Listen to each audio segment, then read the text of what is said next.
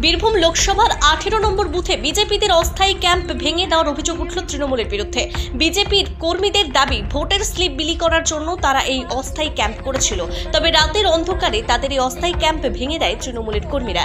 ছিঁড়ে ফেলেন বিজেপি প্রার্থী দেবতনু ভট্টাচার্যের পোস্টার। আমাদের বিজেপির পক্ষ থেকে এটা বুথ করা হয়েছিল বসার জন্য, ভোটার স্লিপ বিতরণ করার জন্য। তো আমরা ভোরবেলা 5:30টায় খবর পাই যে তৃণমূলের দুষ্কৃতীরা রাত্রেবেলা আমাদের এই প্যান্ডেলটা ভেঙে দিয়েছে।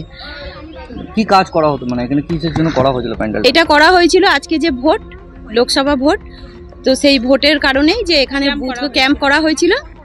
18 নম্বর ওয়ার্ডের পক্ষ থেকে, বিজেপির পক্ষ থেকে এটা ক্যাম্প করা হয়েছিল যে ভোটার স্লিপ দেওয়ার জন্য। তো ওরা রাত্রেবেলা ভেঙে দিয়েছে, আমরা ভোর 5:30টায় খবর পেয়েছি। এইখানে দেখুন প্যান্ডেল যা ছিল সব ভেঙে দিয়েছে। দেবতনুদার যে ব্যানার ছিল সেটাকে ছিঁড়ে দিয়েছে, এইসব নোংরামো করেছে। করার পর তো এরা মনে করছে এইসব ভেঙে দিয়ে সমস্যা, মানে ওদের যদি এতই উন্নয়ন করেছে তাহলে এত ভয় কিসের, এইসব নোংরামোগুলো কেন করছে?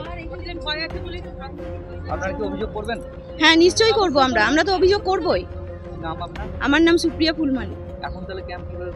এখন আমরা টেবিল পেতে করব। আমাদের এটা ভাঙাই থাকুক, কিন্তু আমরা এখানেই করব না। আমাদেরকে আটকাতে পারবে না, আমাদেরকে আটকাতে পারবে না। কারণটা ওদের তো ভয় ঢুকে গেছে না।